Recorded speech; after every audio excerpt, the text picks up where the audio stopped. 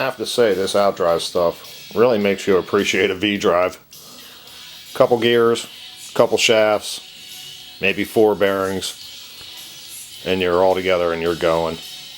Here we are.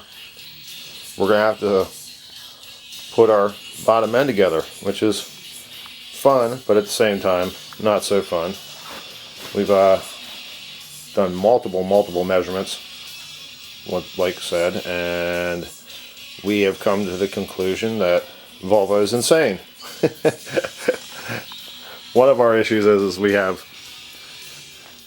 the way you set the gear face so they properly mesh together, the 2 gears, is you do some calculations by what they call a G and an F number on the bearing case and on the actual drive case, or the bottom case, and then you add those up and you do some more calculations and you come out with a number, which we did, and it's working perfectly so far. But then we dry assemble it, and if there's an issue with gear lash, you're supposed to take the shim out or replace it, and or add to it, or make it smaller, which seems like to us would tend to throw that whole thing off, which we just calculated for. So we're just got our fingers crossed. We're hoping that we get it together, and we will check our gear lash, and we're just hoping that, you know, it goes together right, because if not, we're not really sure on how to do it, because according, like I said, we've read 2 or 3 manuals online. The way you fix it is you make that shim in there smaller, and you make the vertical shaft smaller, or you make it bigger and the vertical shaft bigger. You move them in concert with one another, so they don't change angles from gear face to gear face, but they will, you know, get wider apart or closer together. But again, it just kind of throws that whole, why do we have to figure all this out and put it all in? Just again, but that's why we're happy we got the whole drive all intact in one piece, and we'll fight this all out from top to bottom on the next one, like I said. But that is the plan for now. So we're probably not going to fast forward this. We're probably just going to flip screen here, and we'll come back with it semi-dry assembled, and then we'll take it back apart, and then we'll have to put it back together again. So, but that's the plan. Even though the final assembly is going to be temporary, hopefully not temporary, but there's a possibility it may have to come apart, so you don't do any final assembly. But there is a few things that actually are going to go together, and they don't come apart any longer. And one of them is going to be our prop shaft. Gears, bearing, and retainer, all under a lot of circumstances end up being pressed on. That's our thickness of the back side of our oil slinger, because the gear is so big that it's just a piece of tin. It's amazing. Usually they're at least that thick, but this one's, it's all they can fit in there behind it. But again, right back what I was at, the thing at hand here is we have this, and this gear will have to be assembled on this shaft. And even though if there is future shimming that needs to be done because of gear lash, it'll be done in this. In which case, we showed earlier in the videos that this comes off pretty easy. You just protect your threads up there and give it a couple taps from the ears here on both hands, pop, pop, like so, and it usually comes right off. And now that it's been cleaned up and detailed a little bit, we're expecting it too, in case it does need to come off. But once again, like I said, hopefully we bolt this thing together in the final, and our gear lash is where it needs to be, and we just move along and do a final assembly. But for now, like I said, we need to do final assembly at least on a prop shaft to get it done. So first thing we're going to do, and this is something we learned from the V-Drive guys a long time ago, when it comes to heat and cold, it can be your best friend. And like we said earlier in the videos, we're going to show you our tricks on how to do this. And it starts off by, we stick you in the freezer because we want it to contract the most. We're also, when it comes time to take this out of the freezer, which will be an hour, and in video time it'll be about, I don't know, 10 seconds. But we'll stick this and this in front of our heat gun, propped up on a bench, and we'll get the bearing and the gear up to about 100, 120 degrees. We'll get the shaft down to about 30 degrees, and the 70 degree difference will be enough that this will contract, these two will expand, and they should just drop right on. And I mean, like right now you'd have to use the press to put them on. Excuse me.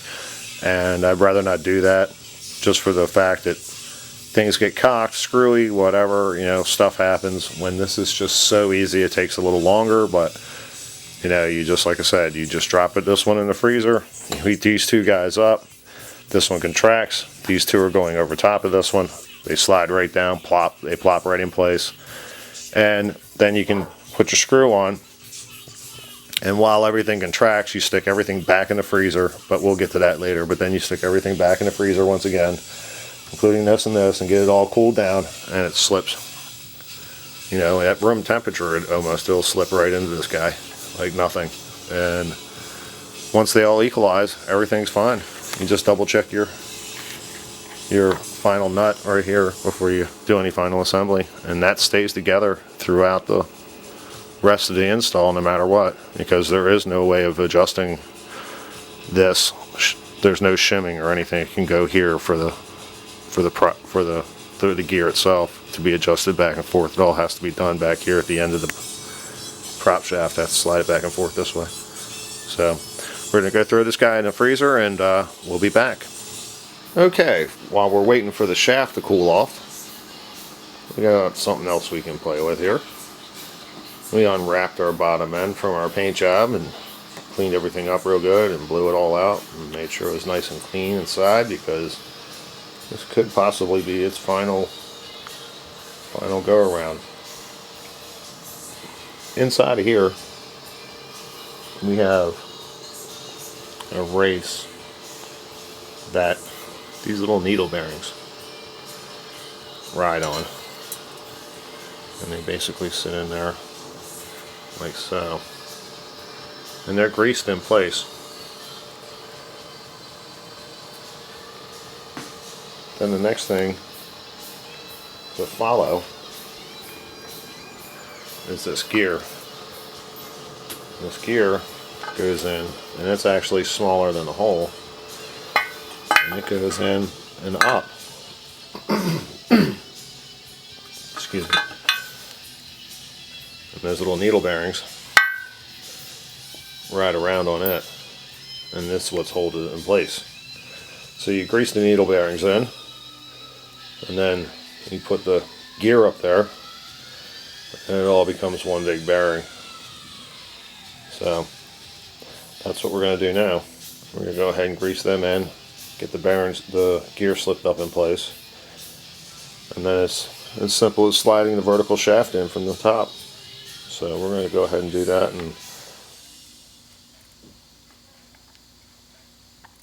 and there's our bearing greased in place. We got them all 27 of them in, and our next step is to take our gear here, put a little assembly lube on the edge, just to make sure our shim goes back on, and we're even gonna put a blast around the outside here.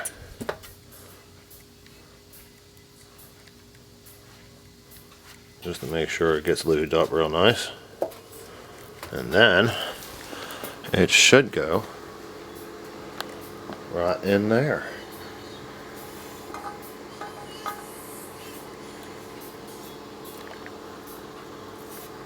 it goes. And that's actually what holds. And it's hard to see the spin, but the gear itself is like the inner race of the bearing. Now we're just going to slide the shaft in from the bottom after we get our shims in place for it also, and then we torque it down, and that should stay in place unless there's some drastic change that needs to be made. Okay, next I needed 2 hands for this, so we have to do it by this way. What we need to do is we need to put our vertical shaft in. Our gear is sitting up in place, and the grease, and because it's at such a slight angle, it doesn't tend to want to fall out, but you may want to be careful about it. This one seems to be fine. So we just left it, but normally we'd probably put a little cushion in there or something to hold it in place until we're ready to actually install the shaft, which comes shortly after. We need to get our shims down in here for our bearing to run on. So what we're going to do is get out our little assembly lube here. Get rid of that. A little dab will do ya.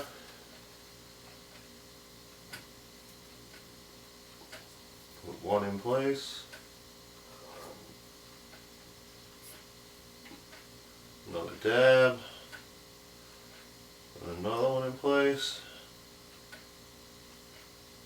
And one more dab.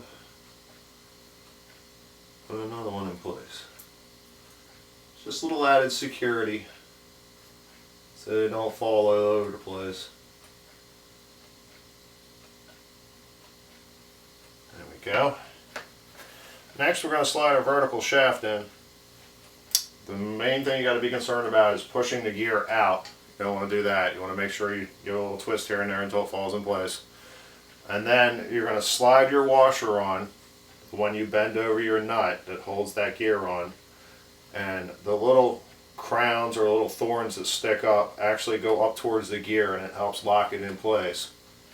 And later on, after all of our measurements have been finalized, we'll actually bend it over. But for now, we're just going to torque it down to specs, and then we're going to go ahead and finish building our bearing case for the propeller shaft, and then we'll install it dry and do our measurements, and from there hopefully we'll be able to just turn around and install it good to go. Now I'm also going to take a little assembly lube, put it in our bearing in here. I know by the time it's filled it'll be fine, but it's not going to be filled right away, and I want to feel what it feels like with lube on it, and it helps preserve them to keep them nice and, you know, free of rust or anything, because once it goes in you won't be able to see anything that's happening inside. So now that we have our shims in place, we're going to go ahead and grab our gear from behind. Make sure we hold on to that so it doesn't go anywhere, and we're going to slide this in, making sure we don't bind up on any of the shims, and there we go.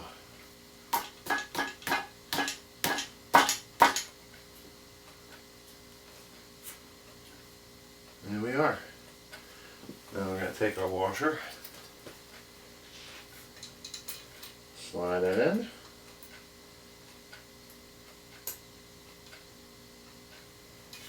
and take our nut,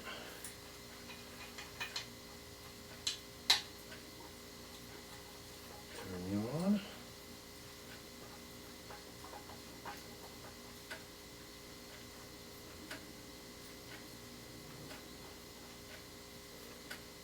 there we are, right where we need to be. And next we'll torque it down, but like normal we're going to definitely get down on the floor for that one, and but we're going to put out something here real quick, so we'll be back after we're done and start going for our mock finished build.